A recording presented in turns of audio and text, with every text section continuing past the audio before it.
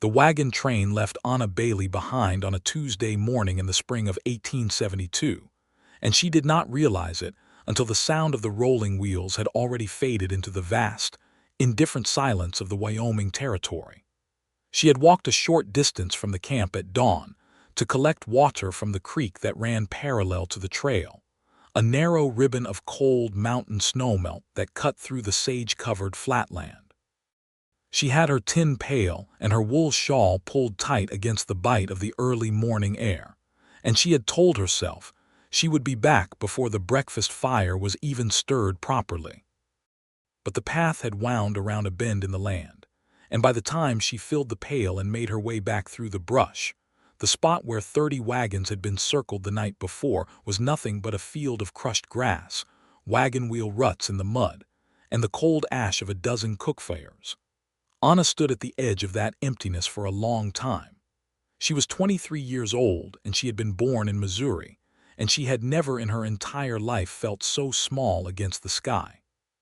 She set the pail down carefully, as though she were setting down something precious, and then she turned in a slow circle. To the west, the trail stretched on without her. To the east, it stretched back the way they had come. To the north, the great gray wall of the Wind River Range rose up like a judgment. To the south, the flatland opened into nothing she recognized.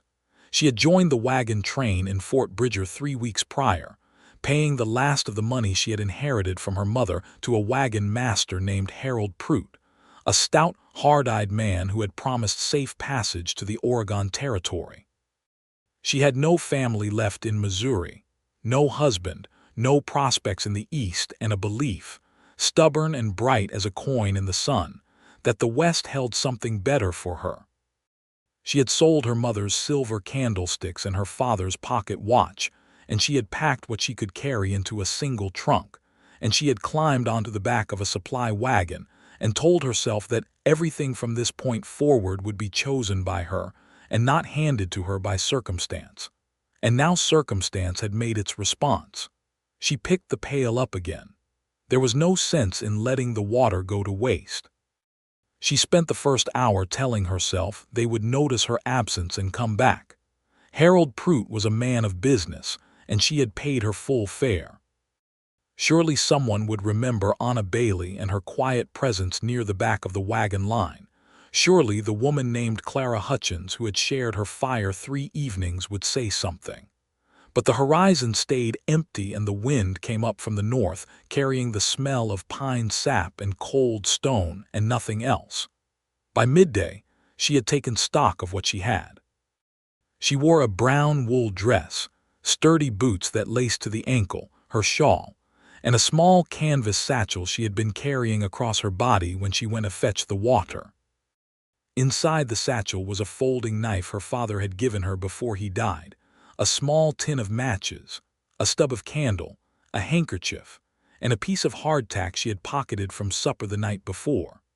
Her trunk, her spare clothes, her mother's Bible, her hairbrush, the small watercolor kit she had brought because she still believed she might paint the mountains when she finally saw them properly. All of it was rolling west without her. She sat down in the grass and pressed her hands together in her lap and breathed steadily through the panic that rose and fell in her chest like a wave. Then she stood up, turned north toward the mountains, and started walking. She did not have a plan beyond finding shelter before dark. The mountain wall was nearer than it looked from the flat, or perhaps it was farther. She had no good way to judge distance in this country, where everything sat under a sky so wide it distorted scale. She walked for what she estimated was 3 hours, the sage grabbing at her skirt, the ground becoming rockier and more uneven underfoot, the air thinning just slightly and sharpening into something that smelled like iron and snow. She found the creek again, following it upward as the terrain climbed, and when the trees began, first scattered pines and then a denser wall of spruce and lodgepole pine, she felt something ease slightly in her chest. Trees meant cover. Trees meant fuel. She was beginning to think about where she might sleep when she heard the horse. It came down the slope through the trees at a walk, a big, dark animal moving with deliberate care over the loose shale, and the man on its back was large enough that Anna's first instinct was to step behind the nearest pine and press herself against the bark. She did so without thinking, and she watched through a gap in the branches as the rider came into the clearing near the creek and stopped. He sat very still on the horse, his head turning slowly as he read the land around him with eyes that were accustomed to reading it. He was the largest man Anna had ever seen, broad across the shoulders in a way that the heavy buckskin coat he wore could not entirely hide, with arms that filled the sleeves of it and hands on the reins that looked capable of bending iron. His hair was dark brown and longer than any man's hair she had seen in Missouri, falling past his collar to his shoulder blades, and he had a beard that was full but not unkempt, and a jaw beneath it that looked like it had been cut from the same rock as the mountains behind him. He wore a wide-brimmed hat and carried a long rifle across his lap, and around the saddle were hung the tools of a man who lived in the wilderness as naturally as he breathed. He stopped the horse. He looked directly at the tree where Anna was hiding. "I can see your boot," he said. His voice was low and even like the creak over flat stones. Anna closed her eyes briefly, then stepped out from behind the pine. He looked at her without any expression that she could categorize as surprise. He took in her condition, which she knew was not good, her dress dirty at the hem, her hair coming loose from its pins, her face red from the cold and the walking, with a calm, assessing attention that was not unkind. "You alone?" he said. "Yes," Anna said.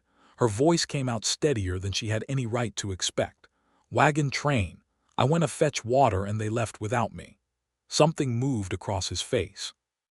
It was not pity exactly. It was more like recognition of a specific kind of wrongness. "How long ago?" he said. "This morning, early." He looked at the sky, gauging the light. "You walked up from the flat?" "Yes." "That is about 7 miles. Anna had not known that. It made her feel something between pride and exhaustion. He turned the horse slightly and looked back up the slope he had come down, then back at her. He seemed to be considering something in the way a man considers a problem that requires practical resolution. "There is a cabin about 2 miles up," he said. "You can stay there tonight. I will take you to Fort Washakie in the morning. From there you can find passage to wherever it is you were going."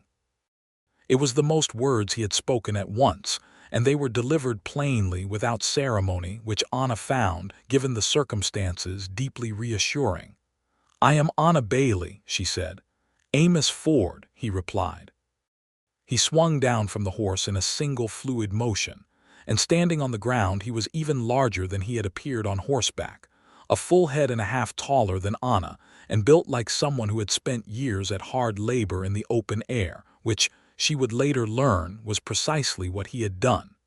He tied the horse loosely to a branch and pulled a canteen from the saddle. "Drink," he said, holding it out. She took it and drank, and the water was cold and clean and tasted like the mountains themselves. He watched her without staring.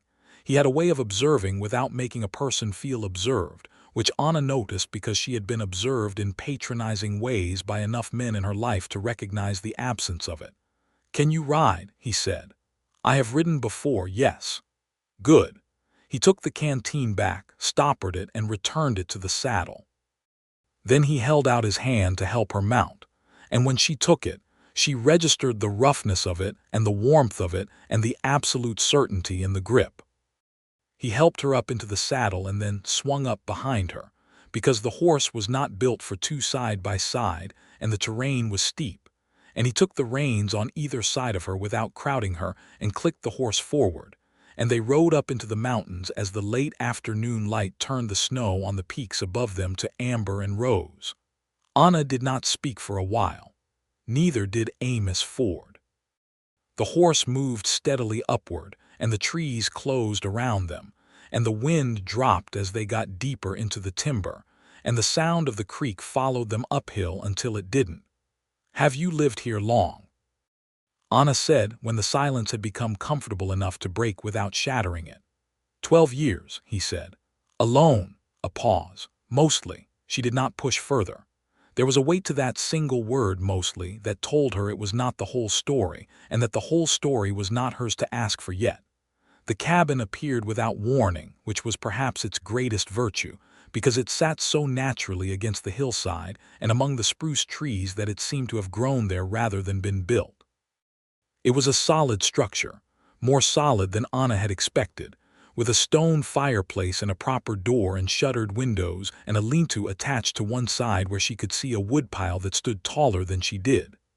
There was a small corral behind it, and a second horse, a buckskin, who raised its head and watched them arrive with large, mild eyes. Amos dismounted first and held the horse steady while Anna swung down, her legs aching from the long walk and the ride. He led the horse into the corral and stripped the saddle and gear from it with efficient, practiced movements, while Anna stood in the door of the cabin and looked inside. It was a single room, but it was a well-ordered single room. There was a plank table and 2 chairs, a sleeping platform built against the far wall with a thick pile of blankets and furs, shelves of provisions along one wall, a fireplace large enough to roast a deer in, and various tools and implements hung or stacked with the care of a man who valued his things because they kept him alive. There were also books, a shelf of them, real books with spines she could read from where she stood. She was surprised enough by this that she crossed to the shelf before she caught herself, and then she felt immediately that she was intruding. "Go ahead," Amos said from behind her. He had come in quietly. She touched the spine of one, Thomas Jefferson's writings, and next to it a battered copy of Robinson Crusoe, and next to that a book on the natural history of the Rocky Mountains, and several others she could not immediately identify. "I read in the winter," he said, as though explaining something that required explanation. "The winters are long."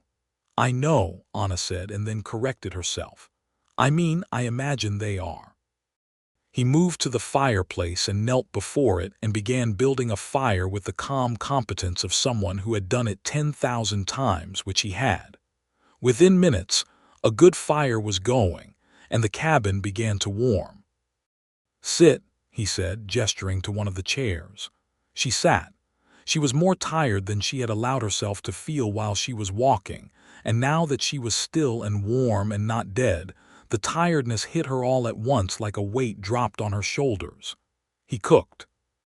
He did so without asking her what she wanted, which was the only reasonable approach given that she had nothing, and he produced a supper of venison stew with dried beans and a piece of cornbread that he baked in a cast iron pan over the fire with a skill that was frankly impressive. Anna ate everything in her bowl and then looked at the bottom of it with something approaching embarrassment. "There is more," Amos said. "I'm not usually so thoroughly hungry," she said. "You walked 7 miles over mountain terrain after a hard morning," he said. "Eat." She took more stew. They ate without speaking, but it was not the uncomfortable silence of strangers who do not know what to say. It was something closer to the silence of 2 people who are each quietly taking stock of the other and finding the results, tentatively, acceptable. After supper he cleared the bowls and she said she would wash them, and he said the water barrel was by the door, and she did, standing at the small wash bench and scrubbing the bowls with a rag, listening to the fire and the wind outside and the distant sound of the horses in the corral. "You can have the sleeping platform," he said. "I will take the floor." "I cannot take your bed," Anna said. "It is not a bed," he said, as though this settled it. "It is a sleeping platform." She turned and looked at him. He was sitting in the other chair by the fire, arms resting on his knees, looking at the flames with an expression she was beginning to recognize as his default one, calm and distant and thinking about something that was not the room he was sitting in. "Mr. Ford," she said. "Amos," he said without looking up. "Amos," she said. "Why are you doing this?" He looked up then. His eyes were dark, the color of deep creek water, and in the firelight they had a quality she could not name, something between watchfulness and something older. "Because you needed help," he said, "and there was nobody else." It was such a direct and simple answer that it did not leave room for further questioning. She dried the bowls and set them on the shelf and went to the sleeping platform and lay down in her clothes, pulling the heavy buffalo robe over herself, and she was asleep before she had time to feel strange about it. She did not know that Amos Ford sat by that fire for a very long time after she slept, looking into the flames with an expression that was not as calm as the one he wore by day. He had not spoken to another person in 6 weeks. He had not had a woman in his cabin in going on 4 years. He had chosen that, the solitude, chosen it after the life he had been living before, the trapping and the drinking and the company of men who were running from things just as he had been running from things, had nearly killed him. Not in a dramatic way, not a knife fight or a grizzly, though he had survived those too, but a slow killing, the kind that happens to men who stop caring whether they survive or not. He had come up to this canyon 4 years ago with enough provisions for a winter and a decision, roughly formed, that he was going to either put himself back together or he was going to stop. He had put himself back together. He had built the cabin and the corral and spent one winter reading and thinking and spending long hours in the kind of silence that at first is agony and eventually becomes a teacher. He was 31 years old. He had grown up in Kentucky and come west at 17 with the idea that the mountains were a place where a man could make himself over from nothing, which was true, but which had also taken him through some years he was not proud of. He had decided, not going to be that man anymore. He trapped in the season and traded his pelts at Fort Washakie, and he was respected there, if not exactly known. He kept his own counsel. He helped people when he found them in trouble, because that was one of the things he had decided about himself, that whatever else he was going to be a man who helped when help was needed. He had not expected the helping to come in the form of a woman with dark eyes and 7 miles of mountain walking on her boots and a straightness to her spine that spoke of someone who was frightened but not beaten. He put his hand on the cover of the Robinson Crusoe, which was the book nearest to where he sat, and then he left it there and looked at the fire, and thought, with some alarm, that Anna Bailey was the most interesting thing to happen to him in a considerable while. In the morning he made coffee and she woke to the smell of it and sat up and looked at him across the cabin with a brief, unguarded expression that was something like wonder, as though she had half expected to wake and find herself still on the cold Wyoming flat. "Good morning," she said. "Morning," he said. "Coffee." She came to the table and wrapped her hands around the tin cup and drank, and outside the window the early light was gray and clean on the snow that had fallen silently in the night, covering the ground in a soft white that made the whole world look new. "You slept," he said. "I did," she said. "Better than I have in weeks. The wagons are loud. People cough and children cry and there is always something." She paused. "I do not say that to be ungrateful. They were good enough people." "Good enough people left you behind," he said, not harshly but plainly. She looked at her coffee. "Yes," she said, "they did." He sat across from her and poured his own cup and they drank in the early quiet and the fire popped and the snow sifted off the spruce branches outside with soft, successive thuds. "Fort Washakie," she said. "You said you would take me there." "I did," he said. "The snow is light, we can still ride. It is about 4 hours from here." She nodded. She was looking at her coffee again, and Amos watched her face for a moment longer than he had intended, and then he looked away. They rode out after breakfast. The snow was not deep, 2 or 3 inches on the trail, and Amos's big dark horse, whose name was Cannon, moved through it without complaint. Anna rode the buckskin, whose name he told her was Ridley, and she rode well, her back straight and her hands easy on the reins, adjusting to the horse's movement with a naturalness that he noticed. The trail down from the mountains and across the valley to Fort Washakie took them through country that was extravagant in its beauty, even under the gray spring sky. The Wind River Mountains rose in a white rampart to the northwest, and the valley floor spread in pale gold and white below them, and the Wind River itself caught what light there was and threw it back in silver glints. Anna turned her head from side to side as they rode, taking it in. "You have never been this far west before," Amos said. It was not a question. "No," she said.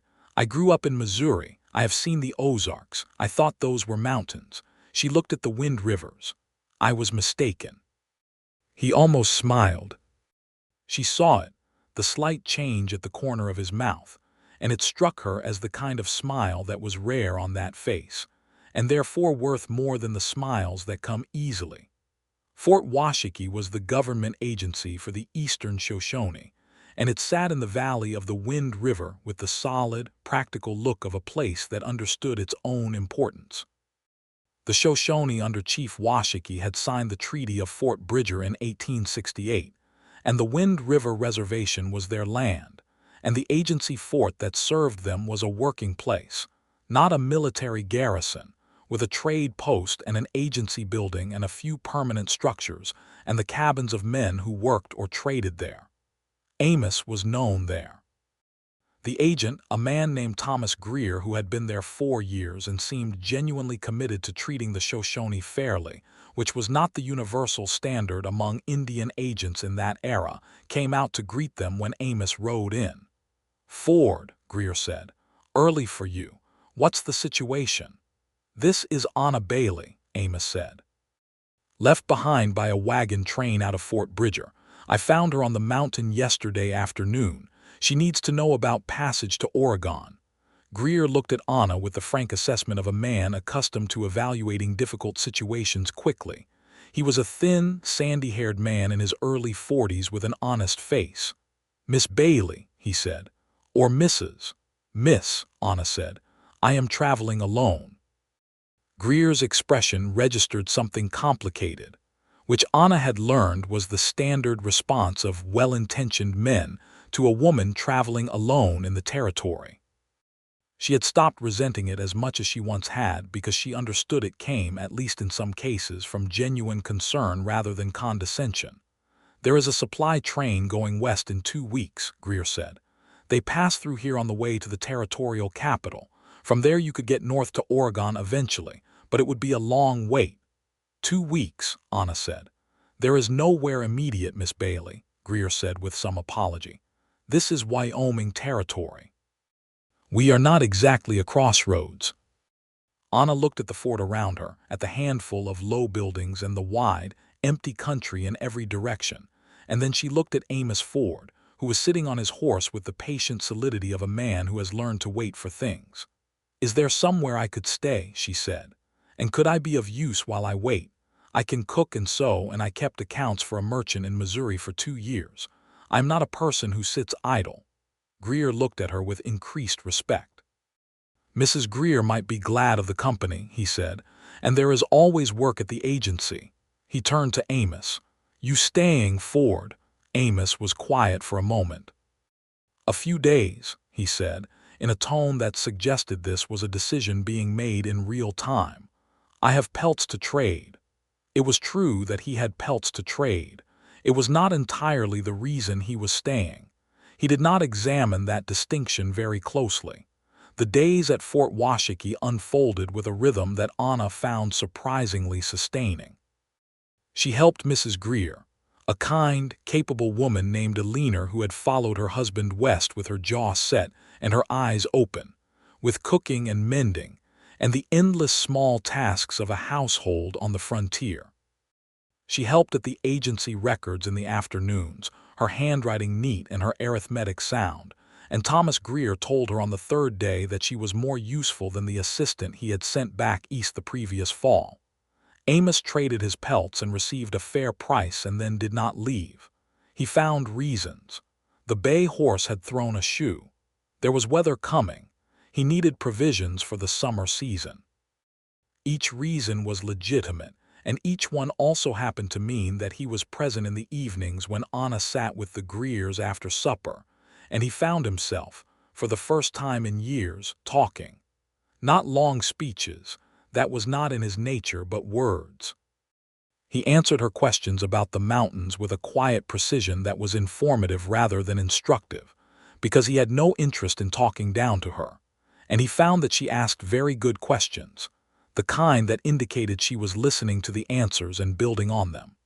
She asked him about the Shoshone, which surprised him, because most travelers through the territory viewed the native people through a lens of fear or dismissal, and Anna's lens appeared to be one of genuine curiosity.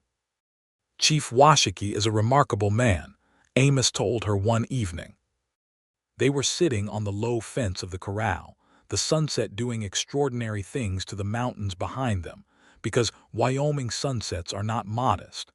He has spent 30 years trying to secure the best possible future for his people within a situation that was forced on them. He signed the treaty because he understood that the alternative was worse, not because he had no other feelings about it. Anna was quiet for a moment. "That is a kind of courage I think most people do not recognize as courage," she said. Amos looked at her. "Making peace with something you cannot change while still fighting for what you can preserve," she said. "People call it surrender. It is not surrender." He was quiet for a moment.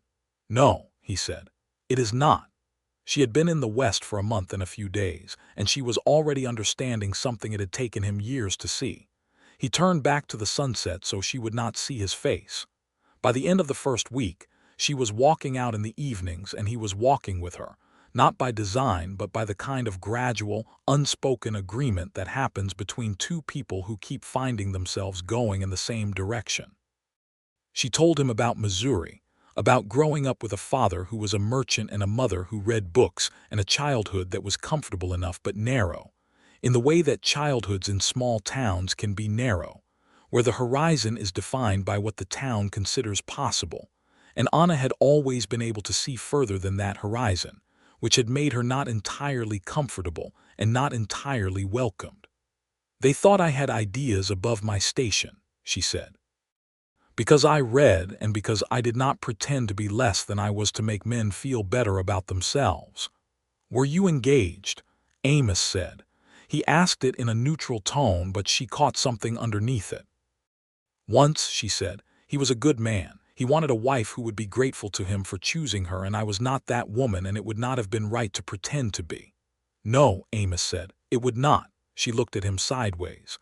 "Were you married?" A long pause, the kind that is itself an answer to a question about whether the subject is simple. "No," he said, "I was not the kind of man a woman would have wanted for a long time."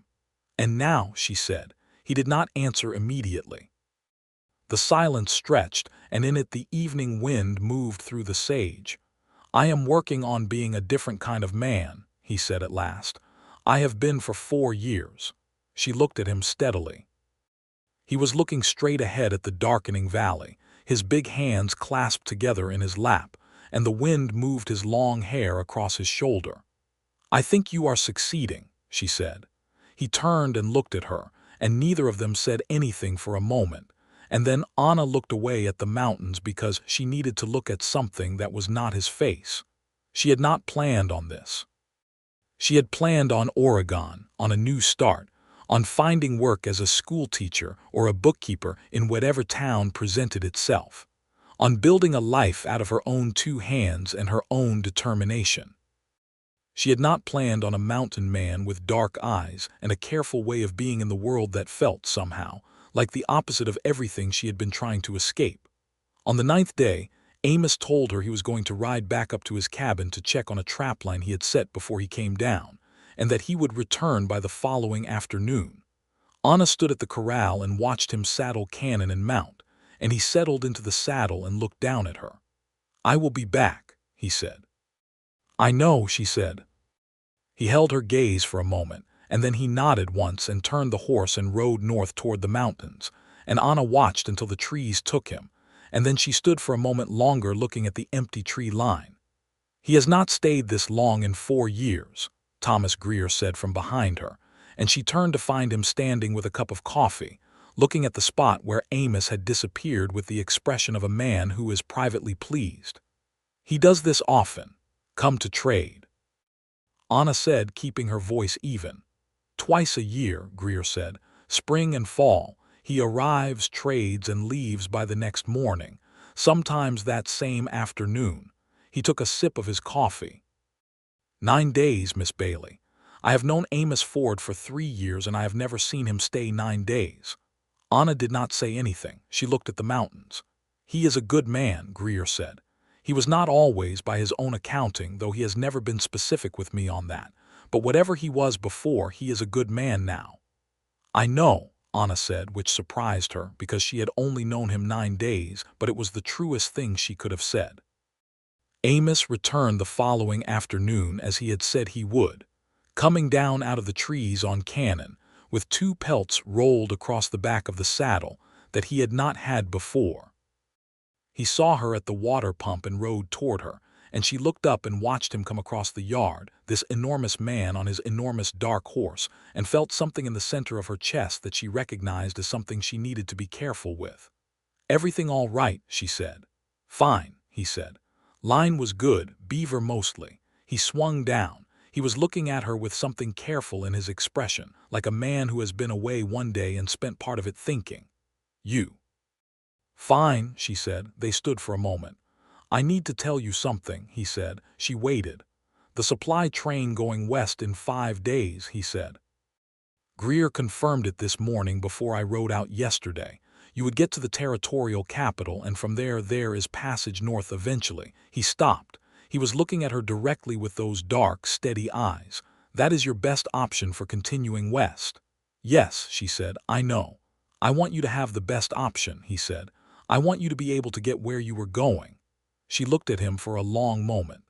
"Amos," she said, "what if where I was going is not where I want to go anymore?" The words were out before she had entirely decided to say them, and she felt the full exposure of saying them, like stepping out from behind a tree into open country. He was very still. "I'm not going to tell you to stay on my account," he said. "That would not be right. You came west with a plan, and I am not going to be the thing that stands in the way of your plan." "I appreciate that," she said, "but I am asking whether you would want me to stay. Those are different things." His jaw tightened slightly. He looked away at the mountains because it seemed to be where both of them went when they needed somewhere to look that was not each other. "I have not wanted something in a long time," he said. "I got out of the habit of it. It causes trouble wanting things." "Yes," she said, "it does. But I have been in the habit of wanting things my whole life, and I cannot seem to stop." He looked back at her, and the thing that was in his expression was not calm, not the remote, watchful calm she had catalogued in him as his characteristic expression.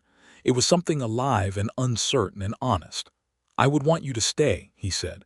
"That is the truth of it." She let out a breath she had been holding. "Then I will stay a while longer," she said, "and we will see what the wanting amounts to." He nodded. He reached out and briefly, very briefly, touched her hand where it rested on the pump handle, his big rough fingers over hers for just a moment, and then he led Cannon toward the corral. And Anna stood in the Wyoming afternoon sun and felt something unfolding in her that was new and very large. They had 4 more weeks before the next realistic option for her to travel west, a proper wagon train forming up in the territorial capital that would make the full run to Oregon by late summer. 4 weeks in which the daily proximity of each other in the small world of Fort Washakie did what daily proximity between 2 people who are drawn to each other always does, which is to make the drawing become a current rather than a still water. He taught her to shoot. This happened because she mentioned, practically, that she should learn if she was going to be on the frontier and possibly traveling alone, and he agreed with the practicality of it, and procured a pistol of appropriate size from the trading post, and took her out to the flats east of the fort and showed her, with a patience that was not condescending, how to stand and hold and aim and fire. She was not naturally gifted at it the first afternoon, but she was determined, and he stood beside her and corrected her grip with his big hands covering hers and adjusted her stance with a word and a gesture, careful not to crowd her, and she fired until her hand ached and she had hit the target enough times to feel competent. "You are a good teacher," she told him afterward.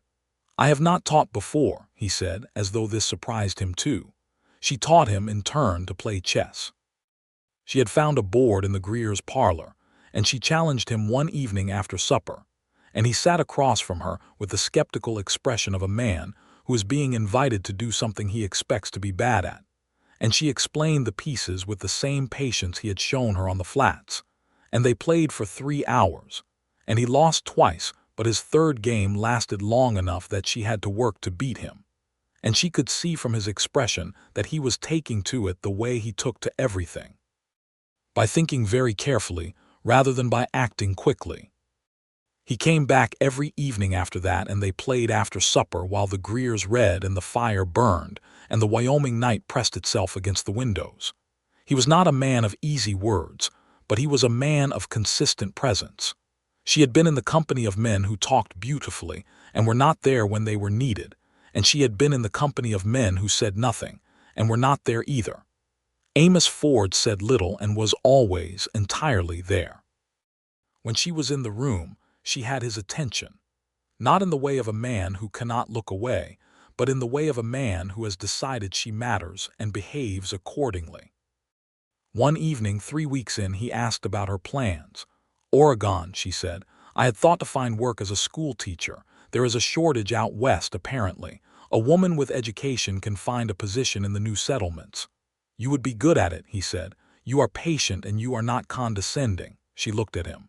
"That is a very specific compliment." "It is a specific observation," he said. He moved his bishop on the chessboard. "You do not talk down to people. A lot of people with education do. My mother believed that education was a gift you had received, not a rank you had earned," Anna said. "She passed that on to me." He nodded slowly. "She sounds like a woman worth knowing." "She was," Anna said. "She died 2 years ago, my father 5 years before that." She said it evenly because she had had time with the grief, but she looked at the chessboard rather than at him. "I am sorry," he said, and he said it the way he said most things, simply and without decoration, which made it feel more true than a longer expression of condolence would have. She looked up at him. "Is there family for you, somewhere?" "Kentucky," he said. "A brother." "We do not keep in correspondence." She understood from his tone that this was not for lack of capability, but for complexity of history, and she did not ask further. She moved her queen and said, "Check."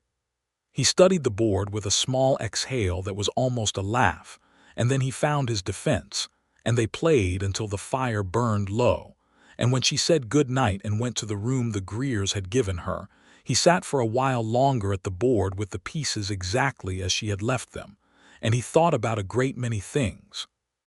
On the 22nd day, a rider came into the fort with news that the wagon train forming in the territorial capital was fully booked and would not be taking additional passengers, which meant the next realistic departure west for Anna would be another 6 weeks at minimum. Thomas Greer told her at breakfast. Anna sat with her coffee and was silent for a moment. "I am not certain," she said finally, carefully, "that I am as disappointed about that as I expected to be." Eleanor Greer, who was a perceptive woman who had been watching the situation between her houseguest and Amos Ford develop for 3 weeks with the satisfaction of a person watching something obvious slowly become acknowledged, said nothing, but her expression said a great many things. It was that same afternoon that Amos asked Anna if she would like to ride up to the mountains with him, to see what she had been looking at from a distance for almost a month. They rode up the trail she had walked the day she was left behind, and she told him that she had walked this trail, and he said he had guessed that from the direction she had come when he found her, and she told him about the moment she had turned around and found the camp empty, and what that had felt like. "Like the ground dropped," she said. "Like everything that was solid just became nothing." "Yes," he said, with a weight that told her he knew that feeling from somewhere else in his own life. "What did it feel like for you?" she said. "Whatever it was." He was quiet for a long time, long enough that she thought he was not going to answer. "I had a partner," he said. "Trapping partner, man named Reed. We came west together from Kentucky, him and me, and we were going to make our fortune in the mountains like a couple of fools." He said the last part without self-pity, more like quoting something he had since learned to see clearly. "Reed died of a fever in the winter of '68, and I did not handle it well. For about 3 years I did not handle much of anything well." She let that sit for a moment because it deserved the space. "And then you built the cabin," she said. "And then I built the cabin," he said. "Good," she said. "I am glad you built the cabin." He looked at her then, and in his expression was something that she thought she understood, the quiet gratitude of a person who has been seen without being judged, and she felt it echo in herself because she knew how rare a thing that was.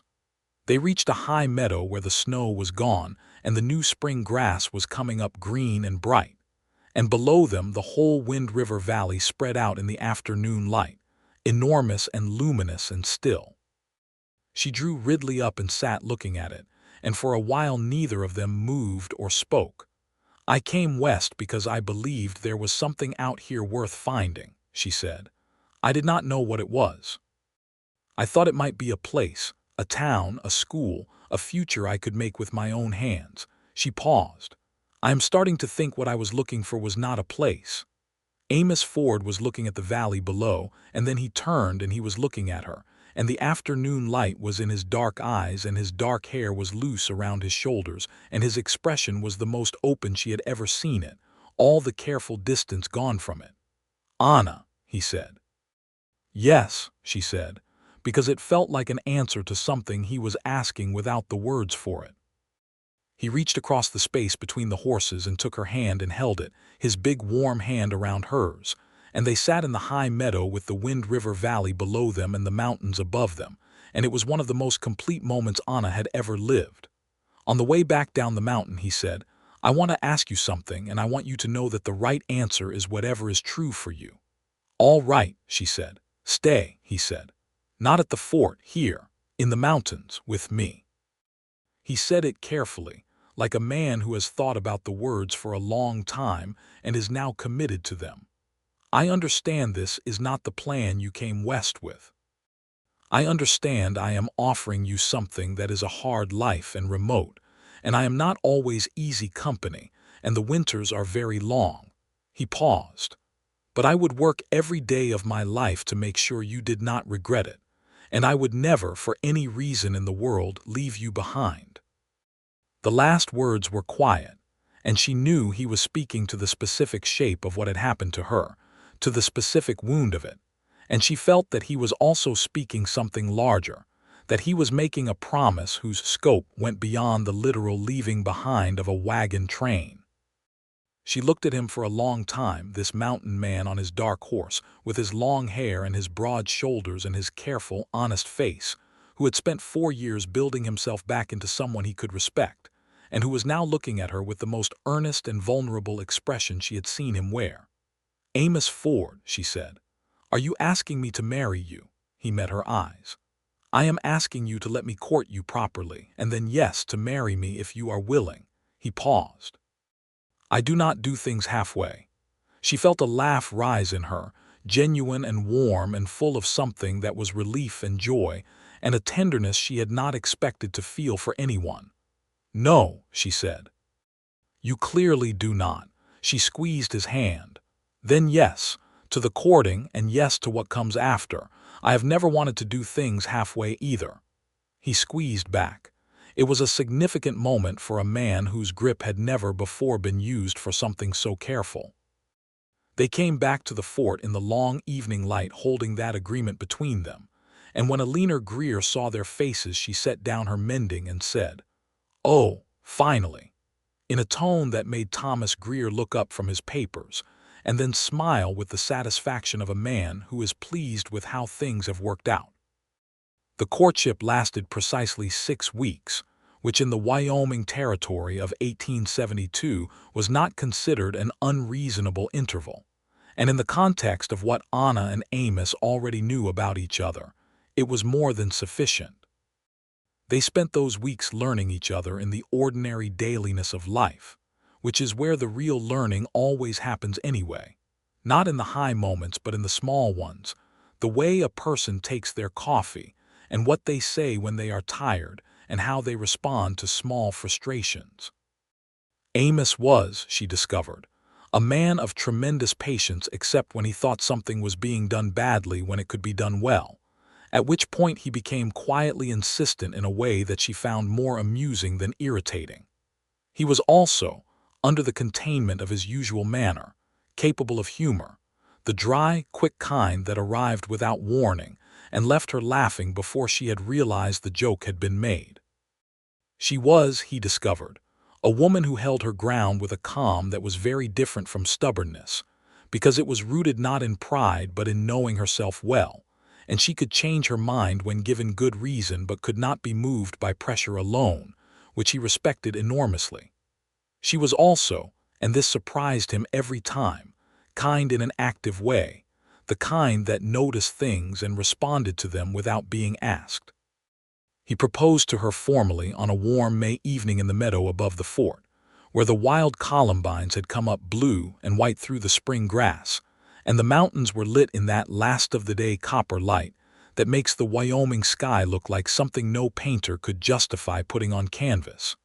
He did not have a ring, because he had not had the opportunity to procure one, and he told her so directly before he said anything else, which she thought was very much like him. "I will get one," he said, "when we are next in Fort Bridger or wherever has a proper merchant." "I do not require a ring," she said. "I know you do not require it," he said. "I want you to have one." She looked at him. "Anna Bailey," he said, "I have been a solitary man by choice for a long time, and I was beginning to think that was simply what I was. You have shown me, in a handful of weeks, that what I was a man who had not found the right reason to be otherwise." He stopped, collected himself. "I love you. I would like to marry you if you will have me, and I would like to spend the rest of my life making sure that you are never treated as something that can be left behind." Anna looked at him for a long moment, and she felt the realness of this, the weight and the truth of it, the full fact of this man and this place, and this life being offered to her with both hands. "I love you too," she said, and the words came out simple and clear because they were simple and clear. "And yes, I will marry you." He reached into his coat pocket and produced something she had not expected, a thin braided cord, the kind made from horsehair, braided into a small loop with a careful, tight pattern. "It is not a ring," he said, "but it is what I had and I made it myself." She held out her hand and he slid it onto her finger and it fit, which she thought was remarkable and then thought was actually not surprising at all, because he was a man who measured things carefully. "I love it," she said, and she meant it completely. He held both her hands in his, and then he drew her close, and she leaned up and kissed him, and he kissed her back with a restraint that she knew was the lid on something much larger, and around them the columbines moved in the evening wind.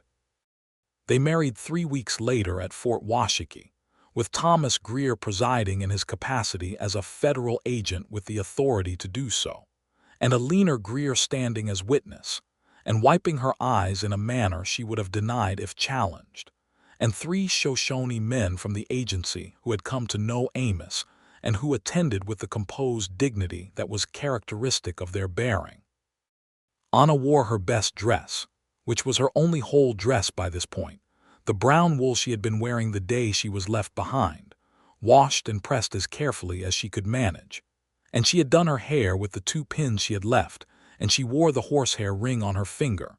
And Amos wore his cleanest buckskin shirt and had trimmed his beard, and his hair fell loose around his shoulders, and he was, she thought, the most striking figure of a man she had ever stood beside. They spoke the words directly to each other, simply, and when Thomas Greer said he could proceed with the legal declaration, Amos looked at Anna with the steadiness that was his entire character made visible, and she looked back at him with the same, and Greer completed the ceremony and they were married. Eleanor Greer produced a cake, which was remarkable given the resources available, and it tasted of dried berries and good cornmeal, and it was the best cake Anna had eaten in her memory. They stayed 2 more nights at the fort, and then Amos loaded a pack horse with the supplies they had procured for the summer, and they rode north together, up the trail into the mountains, into the trees, and when the cabin appeared through the spruce branches, Anna sat Ridley and looked at it for a moment. "Home," she said. "Home," Amos agreed. He had prepared for her arrival in the ways he knew how.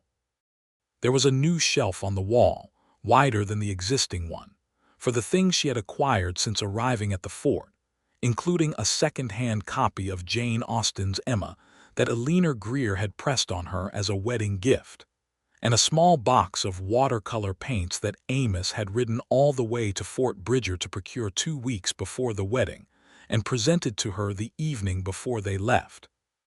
Watching her face when she opened the box with an expression that was clearly trying not to be too pleased with itself, she had cried, not sadly, but with the specific emotion of a person who has been very precisely seen and responded to. The sleeping platform had been enlarged and fitted with a proper rope mattress that he had made himself, and the blankets were beaten clean and the whole cabin smelled of pine resin and soap. She stood in the middle of it and turned slowly in a circle. "You did all this," she said. "It needed doing," he said from the doorway. She crossed to him and took his face in both her hands and kissed him, and he put his arms around her and held her with all the strength he had in him, which was considerable, and she felt it, that strength, that deliberate and careful containment of it, and she loved him for both things at once. The summer that followed was the most alive Anna had ever felt. She painted, for the first time in her life with real mountain country in front of her to paint, and her small watercolors of the meadows and the peaks and the creek in morning light were not masterpieces, but they were truthful.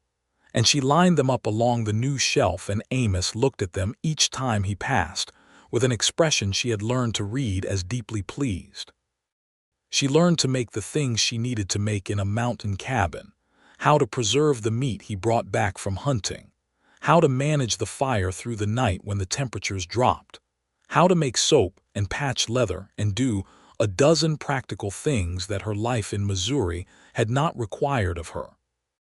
She learned with the same attitude she brought to everything, with honest effort and without self-pity when it was difficult.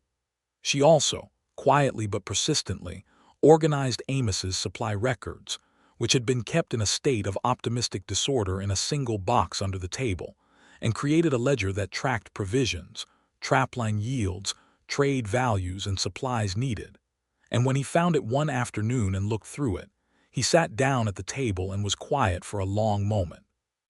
"You did not have to do this," he said. "I know," she said. "I wanted to. This is our livelihood. It should be managed well." He set the ledger down and looked at her. "Anna," he said. "Yes." "I am very glad you were by that creek that morning," he said. She smiled at him. "So am I," she said, "though I reserve some feelings about Harold Prout and his management of a wagon train." "If you would like me to find Harold Prout," Amos said, in a tone that was calm but carried beneath it the suggestion of a man who could cover considerable ground on horseback when motivated, "I am willing to go to Fort Bridger." She laughed. "No," she said. "He did me the greatest favor of my life by being completely incompetent, and I cannot in good conscience be too angry at him for it." Amos made a sound that conceded this point while not entirely abandoning the Harold Prout option. In August they rode down to Fort Washakie for supplies and to see the Greers, and Thomas Greer told them over supper that there was going to be a new schoolhouse built in the settlement at Lander, 20 miles south, and that they were looking for a teacher. Anna looked at Amos across the table. "It would mean riding down twice a week," she said. "I know," he said. "I would want to do it," she said. "I know that too," he said. He looked at her steadily. "We can work out the riding. Ridley is a good horse." She felt the warmth of it, that he had not said whether she should or should not, had not weighed in on the question of whether it was advisable or practical or safe, had simply gone directly to solving the logistical problem of how to make the thing she wanted happen. She thought this might be the most loving thing she had witnessed a person do. She went to Lander and spoke with the settlement committee, 3 men who were surprised by her youth but satisfied by her qualifications and her evident composure, and she was offered the teaching position starting in September, and she accepted. Amos rode with her the first several weeks, accompanying her down the mountain trail and into the valley and back, partly to make sure she knew the route in all its variations, and partly, she suspected, because he was not yet fully at ease with the distance between them, though he would not have said so directly. By October she was making the ride alone, and she always returned to find the cabin warm and supper underway and Amos at the table, or tending the horses, looking up when she came in with an expression that was composed but contained something that she knew was relief. She loved coming home to that expression. She loved the specific quality of his face when he saw her ride in. The first winter was hard. Wyoming winters in the mountains are not metaphorically hard but literally, physically, brutally hard, with cold that has weight to it and snow that can come in 3 feet at a time and wind that moves off the continental divide with the feeling of intention. They were snowed in for 2 full weeks in January, and Anna did not teach during those weeks and did not ride anywhere, and they were together in the cabin through those weeks in the specific intimacy of two people sharing a small space through a long and demanding cold. She discovered that this kind of intimacy suited her. She had been afraid before she had lived it that the cabin might feel small. But a cabin with the right person in it is not small. It is the whole world at a comfortable scale. She read to him in the evenings. He listened to Robinson Crusoe with the focused attention he gave to all things, and to Jane Austen with a slightly more complex expression that suggested he was working out what he thought. And when she put the book down after a particularly sharp passage of dialogue, he sometimes said something that showed he had understood it completely, and she felt, each time, the delight of being married to a man who was more perceptive than he presented himself. By February she knew she was expecting. She told him on a morning when the light through the cabin window was that particular white blue of cold country winter sun, and she sat him down at the table first, which made him look at her with a slight tension, because being asked to sit usually preceded something significant. "I am going to have a baby," she said. The expression on his face went through several things in very rapid succession, and the one it landed on was something she had never seen on him before. A full, unguarded, overwhelming joy that transformed his whole face and made him look both very young and very much himself all at once. He stood up from the table and crossed to her and took her face in his hands and kissed her, and then he put his arms around her and held her with tremendous care, as though she had suddenly become precious in a new way which she had. "Are you well?" he said into her hair. "I am perfectly well," she said. "It is very early yet, but yes." He held her for a long moment.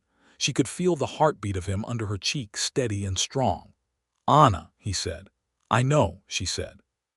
He pulled back and looked at her. His eyes were bright. This man who kept everything inside himself with such disciplined containment was, at this moment, not containing anything, and the sight of it made her eyes fill too. "I did not know I wanted this," he said. "Not until right now. I did not know how much." She took his hand and held it. "You are going to be a wonderful father," she said. He looked at her for a moment. "I will try very hard to be," he said, which was both more honest and more moving than a simple agreement would have been. In the spring of 1873, on a morning when the snow was retreating up the mountain slopes, and the meadow below the cabin was going green, and the creek was running full and loud with snowmelt, Anna went into labor, and Amos rode down the mountain at a controlled but urgent pace to bring the midwife from the settlement at Lander, a Shoshone woman named Sunflower who had attended the births of half the children in the valley and was known to be extraordinarily skilled. Amos had known her for 2 years and had helped her brother with a trapping dispute the previous fall, and she came without hesitation, and she arrived at the cabin and looked at the situation with a brisk, confident assessment, and told Amos in plain English that he should keep the fire and the water and stay out of the way unless asked. He kept the fire and the water and stayed close enough that he would hear if asked, and he paced the area around the corral in the late afternoon light, with a focus that the 2 horses found somewhat agitating, until Cannon came and put his big head over the fence rail, and Amos pressed his forehead against it and breathed. The baby came in the early evening before full dark, which Sunflower told them was a good sign, and it was a boy, healthy and loud, with dark hair like his father and dark eyes already working toward the light with the serious intensity of a person who has arrived somewhere and wants to understand it immediately. Amos came in when Sunflower called him, and he stood at the edge of the sleeping platform and looked at Anna holding their son, and he was, for a full 30 seconds, entirely unable to speak. "Come here," Anna said. He crossed to the platform and sat beside her and looked at the baby. "Hello," he said to the baby, in a voice so low and so tender that Anna had to press her lips together. "He looks like you," she said. "Lord help him," Amos said. She laughed, and the baby startled at the sound and then was still. "What shall we call him?" she said, Amos looked at the baby for a long time. Then he said, "George, if you're willing," for no specific reason except that it sounds like a name that can hold weight. "George Ford," Anna said. She tried it again. "George Ford, yes."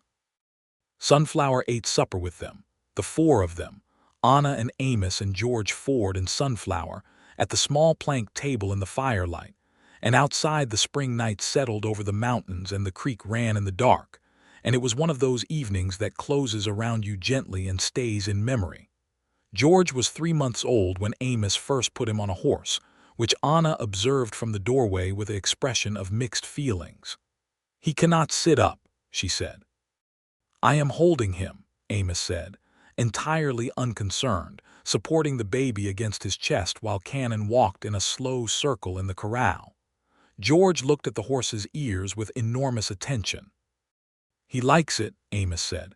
"He is 3 months old. He likes everything that is not hunger or cold." "He likes the horse specifically," Amos said, with great authority. Anna stood in the doorway and watched her husband walking their son around the corral on his horse, and she felt something so complete in that moment, so right and rounded and full, that she had to put her hand against the doorframe to steady herself. In the fall, she returned to teaching in Lander, bringing George when he was old enough to travel and leaving him with Alina Greer on the teaching days, an arrangement Alina had proposed with visible eagerness, because she was devoted to the baby in the way of a woman who has not had children of her own.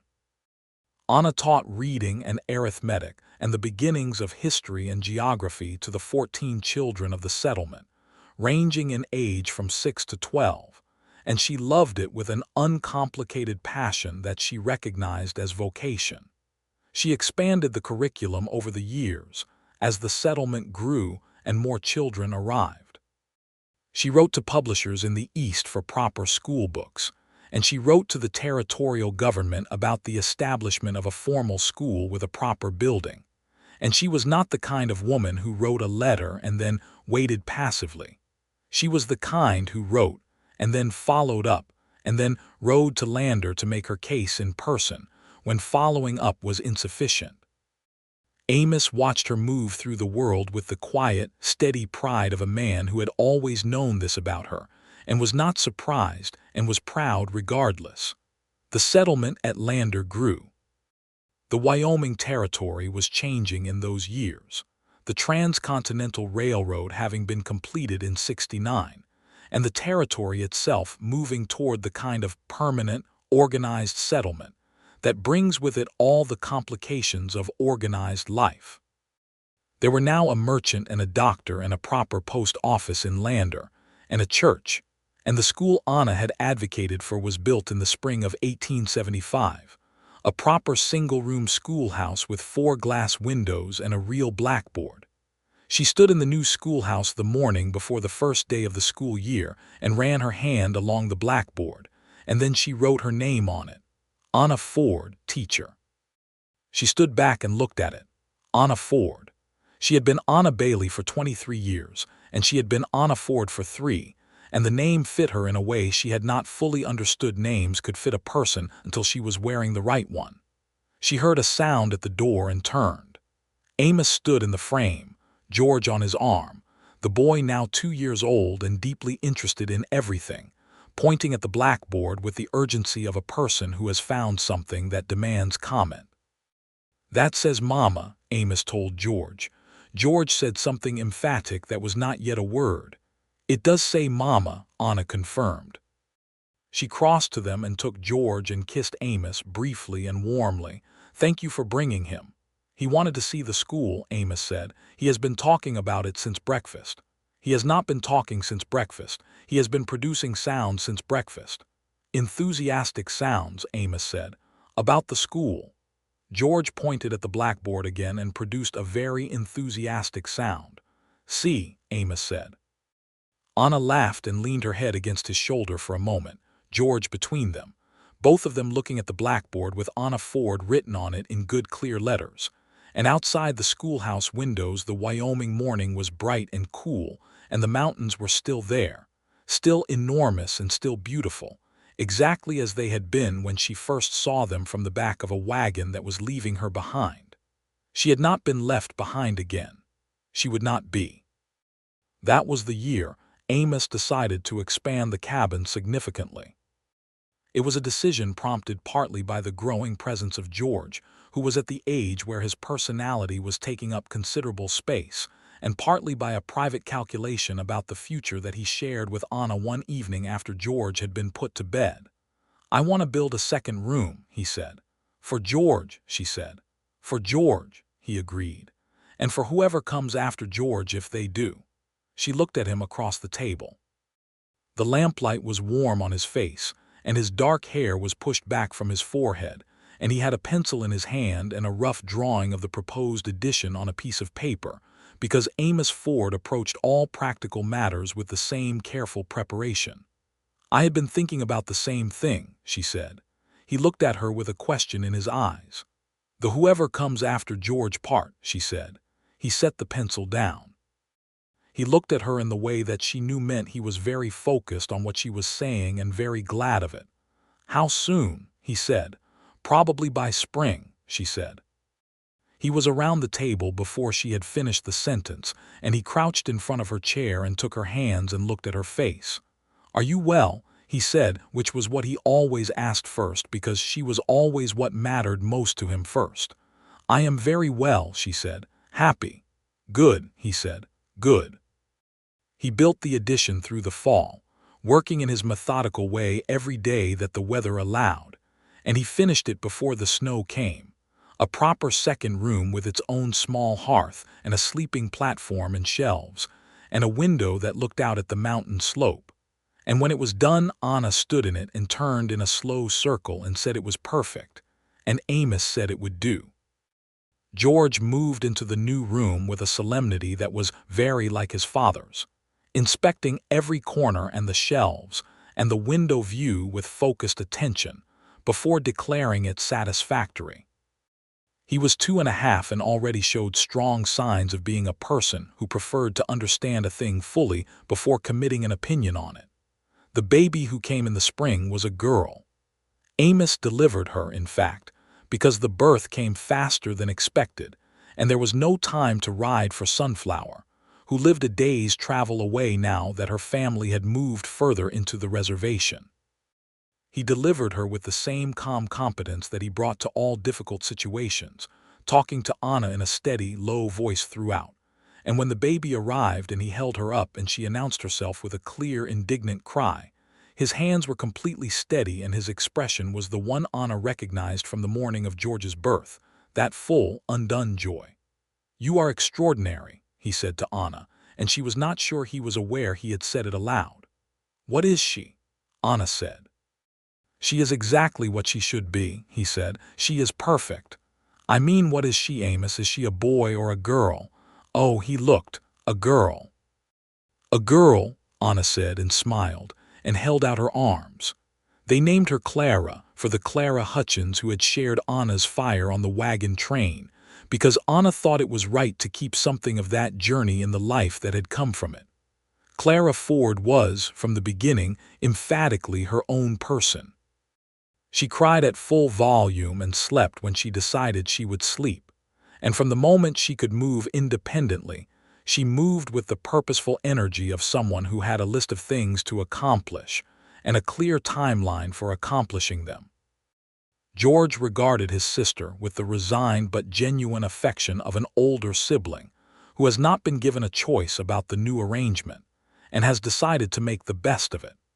Amos navigated the full house with the same steadiness he brought to everything, adapted slightly to include the specific accommodation required for two small people who had very different needs and very loud ways of communicating them.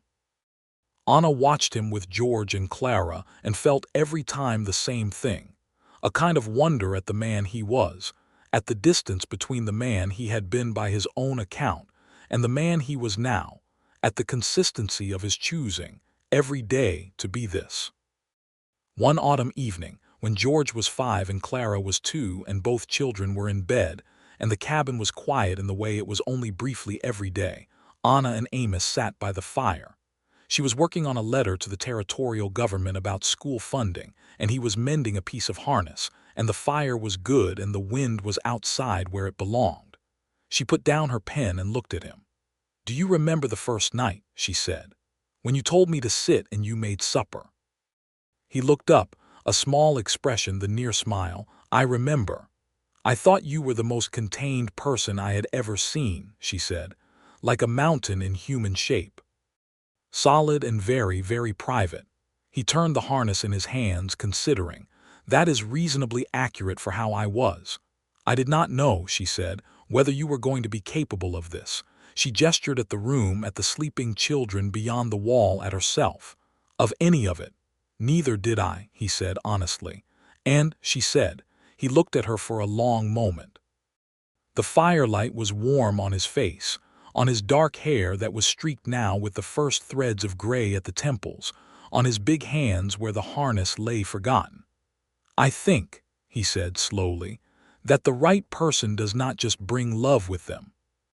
They bring you back to the parts of yourself you had given up on." He paused. "You brought those parts back to me, whether you knew you were doing it or not." She looked at him. "I knew," she said. He set the harness down. He reached over and took her hand, the one with the proper ring on it, now silver, that he had got the following spring in Fort Bridger, and put on her finger on the anniversary of the day he had found her by the creek. The horsehair one retired reverently to the shelf alongside her watercolors. "I will never leave you behind," he said, "not as a reminder, not as a vow renewing itself, just as a statement of fact. You know that." "I know that," she said.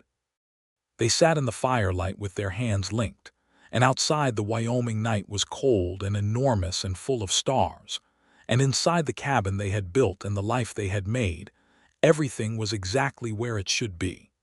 The years that followed were good ones, not without difficulty, because no years lived fully in that country at that time were without difficulty, but good in the deeper sense, in the sense of being meaningful and purposeful and shared with the right person.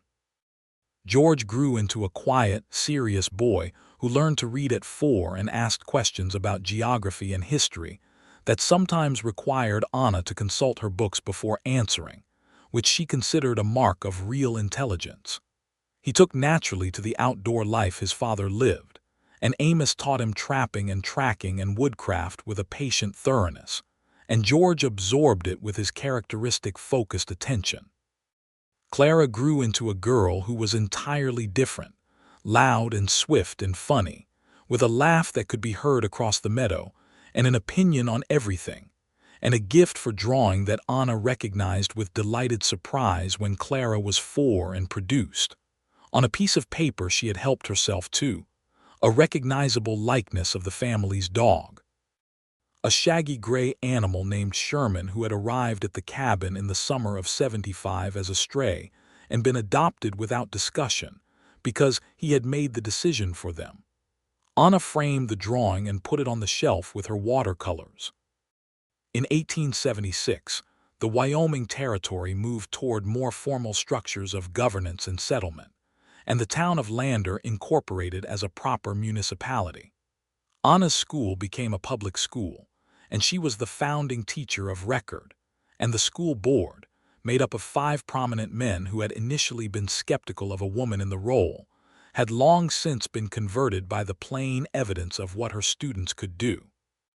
Amos became, somewhat to his own surprise, a figure of significance in the community, not by ambition, but by the accumulation of respect that builds around a man who is consistent and fair and useful.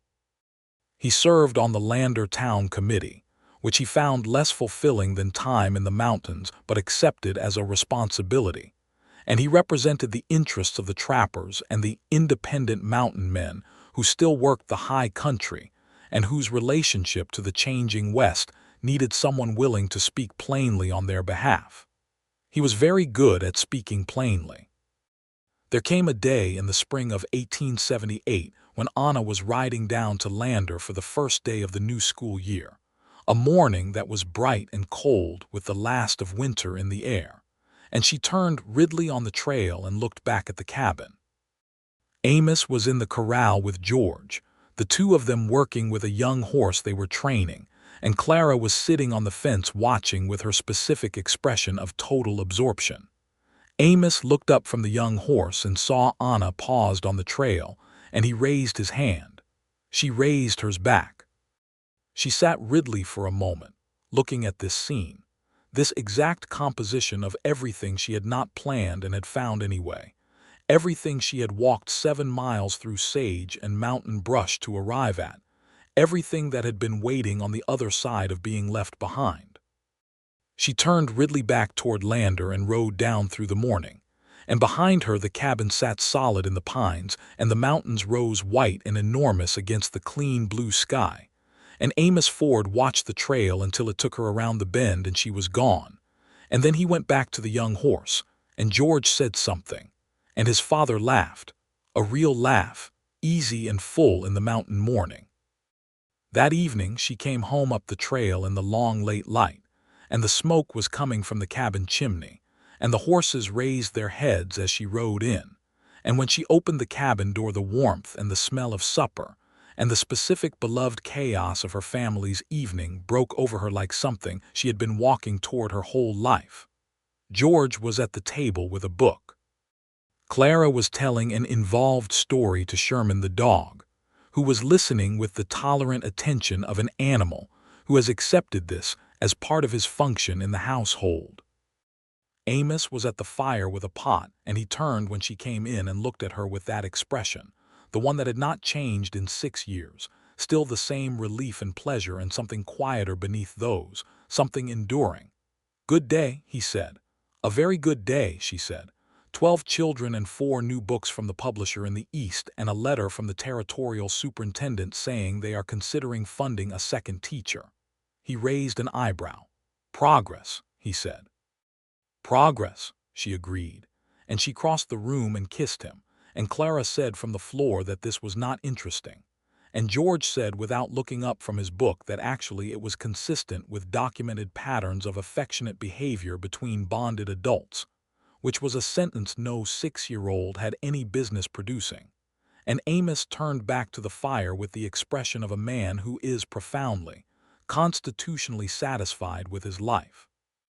Anna hung her shawl on the peg by the door and smoothed her hair and moved to the table to set it for supper, and in the doing of this entirely ordinary thing she was aware, as she had been every day for 6 years, of the specific fortune of her being here and not somewhere else.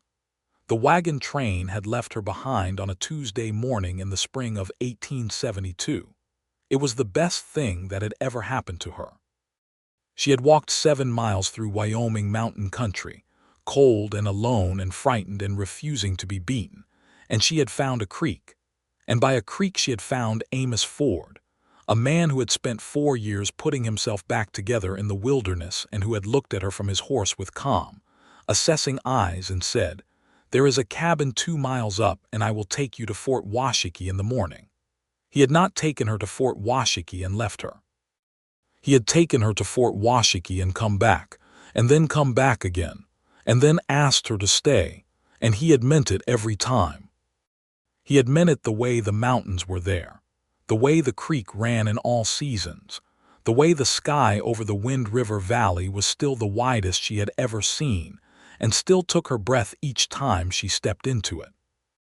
She put the plates on the table and called the children to supper, and Amos brought the pot from the fire and set it in the center of the table. And they sat, the 4 of them and Sherman at George's feet hoping for something to fall, in the cabin in the mountains in Wyoming in the year 1878.